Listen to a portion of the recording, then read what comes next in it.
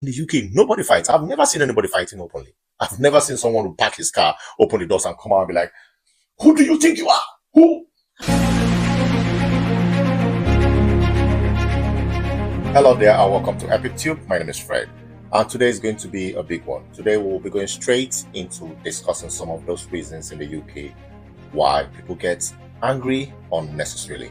So the topic today is going to be reasons why enemies are created and relationships broken in the UK. So this may actually sound like something that is a familiar territory to a lot of people. Like, oh no, this is a topic that most people right now will be cringing, like when they just think of something that happened between them and someone very close to them. There is no base to it. Like, there is just no reason to why you guys have parted, why you guys are quarreling, why your relationships are broken. But I think I would want to dive into some of those reasons that I've also experienced and I've also perceived in the UK, where people just get unnecessarily so, on a different edge in terms of being very angry with you, in terms of having your relationships with them broken.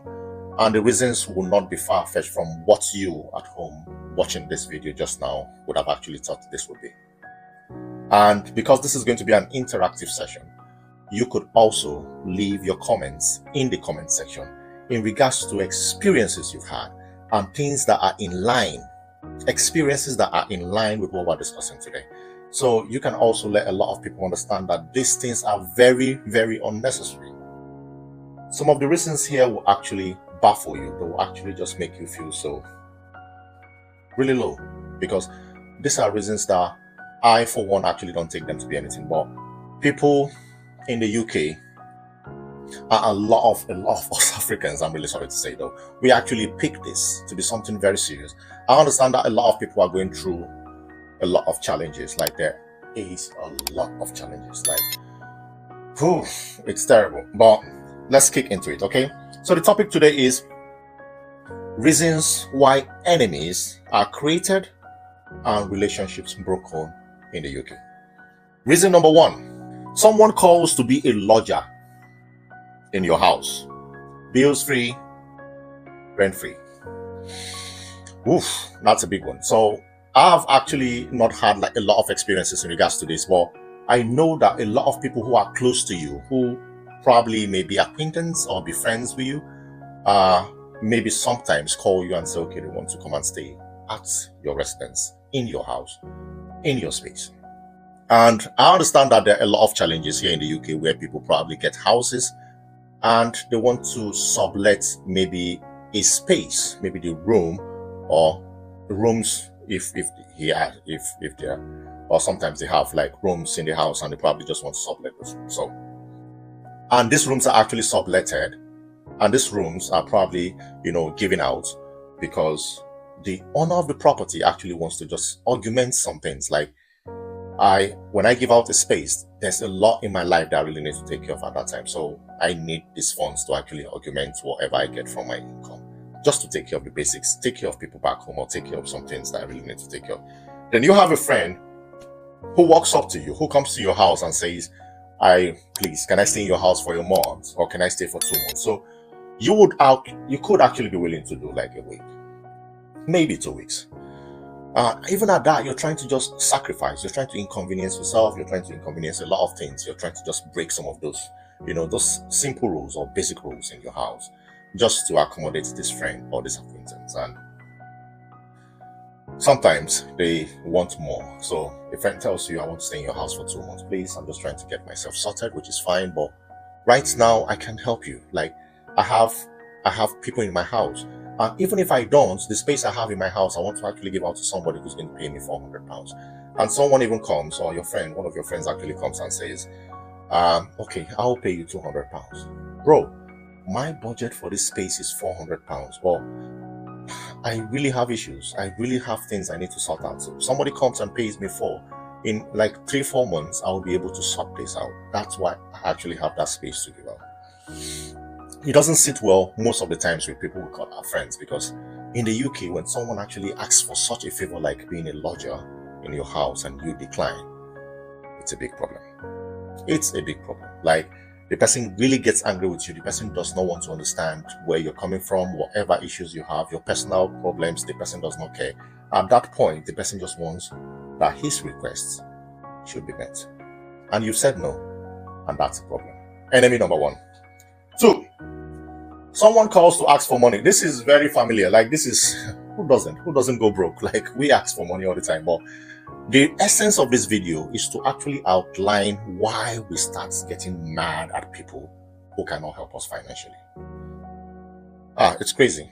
When you ask someone, you call someone up and like, bro, I beg, if you help me with like 200 pounds. Is that too much? Okay, let's start with like, let's say 50 pounds. And the person honestly tells you, bro, I don't get 50 pounds. And you are so, you have this, is this self-entitlement, or you are so sure that this guy has these funds. He should be able to have these funds. Of course, he should be able to help me out.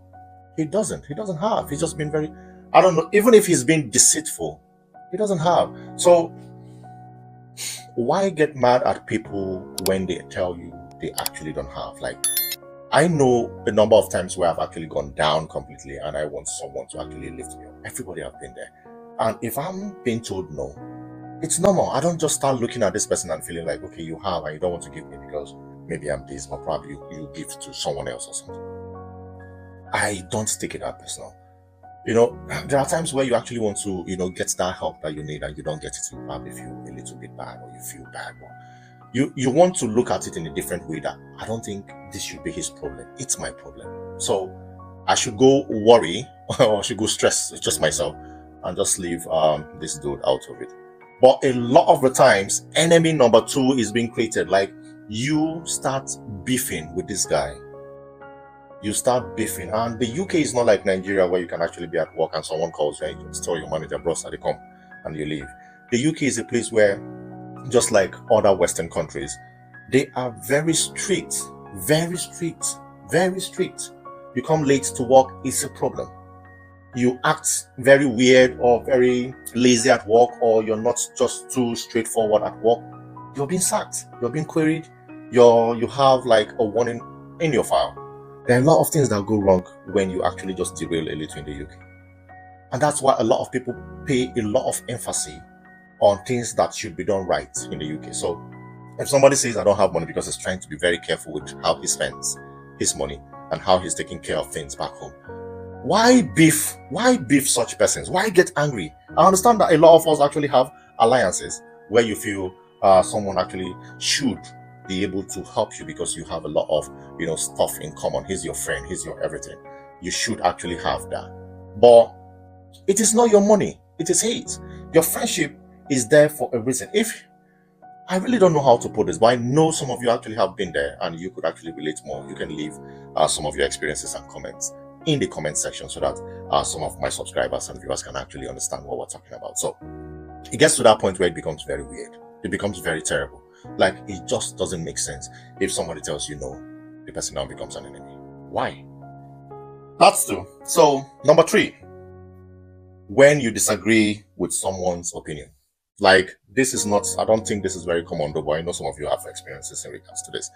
So a lot of the times you're actually hanging out with friends and someone brings up an opinion that you know is not right and you want to just let them know that I don't think that's true, bro. I don't think so that in adult. No. How you could say person stay for UK for 6 years, they're eligible to apply for indefinite leave to remain. But still, 2 years. Like, bro. And this guy now gets very angry. Like, not like physically, not like in your face, but he begins to just, you could actually just see that this guy does not want to be either faced or he does not want to be argued with.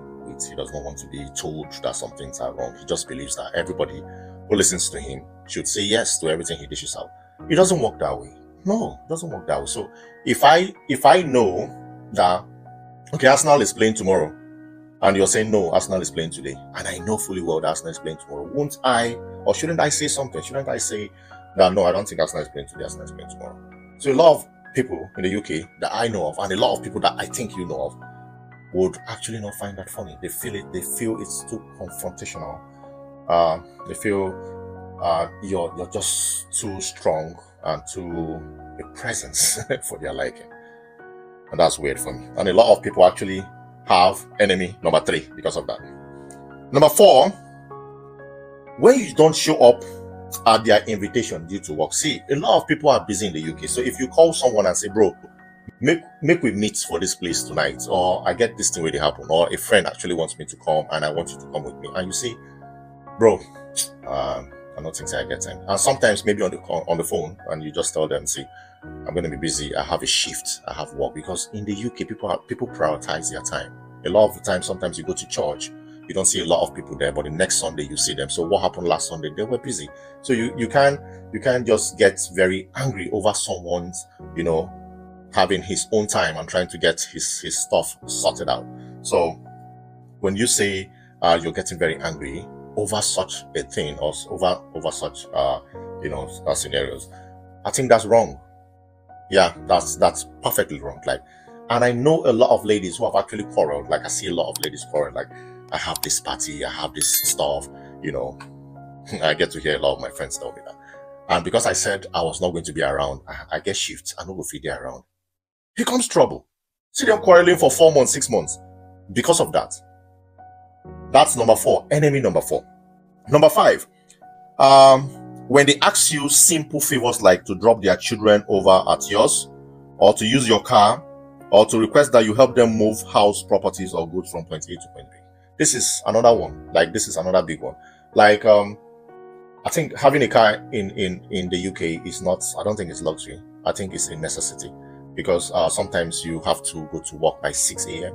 or by 5 a.m. and sometimes you come out and you stand in the cold waiting for any of the buses to come back. It's terrible. So if you have a car, it's a necessity. So people don't look at having all those things in the UK as anything. If it's back home, and that's a different thing. But in the UK, you having a car is not a big thing. It's not. It's not. So if you have that, you're not trying to oppress anyone. But when someone now asks for your favor and you are indisposed at that moment, and you have a lot of things to do, and someone tells you, I beg, I won't move some things from my house to my new house. Bro, I don't get time. I go walk. I'm telling you, a lot of people don't take this thing. They don't take it lightly. They don't really take it lightly. They take it very, very, very, very hard. They get so angry, And I'm telling you, these are some of the reasons a lot of people have enemies in the UK. You may think it's actually very simple. It's not. To a lot of people, it's not. When they ask you for a favor and you don't oblige, it's a problem. It becomes a very big problem to a lot of people. So if somebody now calls you and says, okay, please, Evelyn, how far? Please, if you help me come carry some of those things. The person has not given you time, ahead for you to plan. The person calls you today that he wants this taken care of tomorrow, and you are not able to do that. That's a big problem. Some of these reasons I'm giving you, it's not on every occasion you actually get to have this happen. But I'm telling you, some of those things I've actually heard in the UK, where when you get to hear that this guy is having a fuse with this guy, some of those reasons fall within these reasons I'm giving you. And this now becomes very, very some of the common reasons you would expect, because people don't fight in the UK. I don't see most times in African clubs you see people trying to shuffle, but they don't fight. They hold them, and but I don't see people fighting on the street, just back home, where you get to see a lot of people throwing punches and all of those fighting and all. In the UK, nobody fights. I've never seen anybody fighting openly. I've never seen someone who park his car, open the doors, and come out and be like, who do you think you are? Who?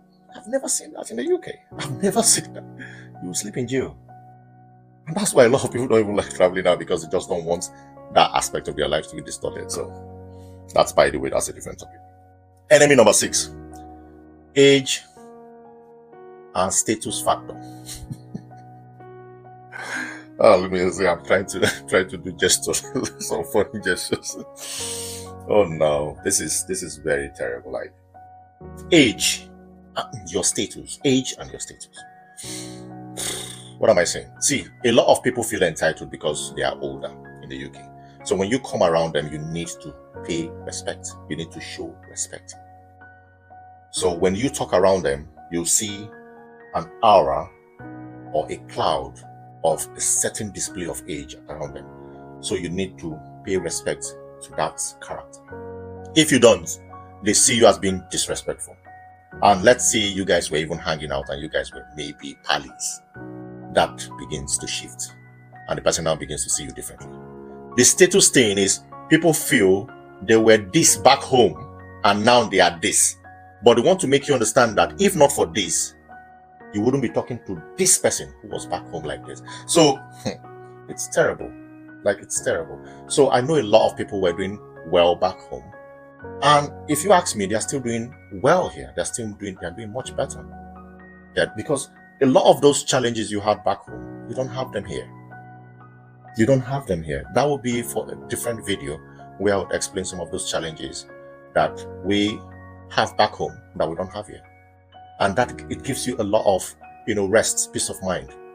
Like I said, that's going to be for a different video. So when you walk up to a lot of people, you have friends around you and they begin to have that age and status factor as a reason why you people, cannot flow normally. It becomes a problem. And sometimes when you cross the line, you quarrel big time. I know where I actually went to an African bar where someone was actually arguing with one of my friends and was telling him, do you know who I am? So you're very lucky. You're very lucky to be back home with it and for show you who I be. So the guy too now stood up and said, who you be? So now calm them down and all of that. This is the UK, you don't do that. Back home, maybe you can actually get that sorted. So if you ask me, these 6 reasons are some of the common reasons why people have enemies and relationships just break every day because of these funny reasons.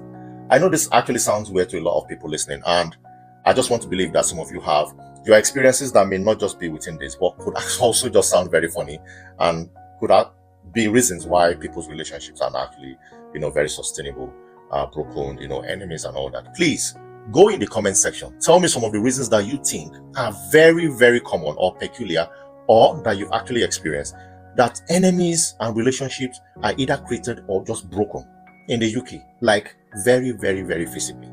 Why? Please. And also, if you're just watching this and you actually like what we're doing, please, I would just want to urge you to subscribe to the channel so we can actually be churning out very beautiful and wonderful videos like this. We actually want to do right.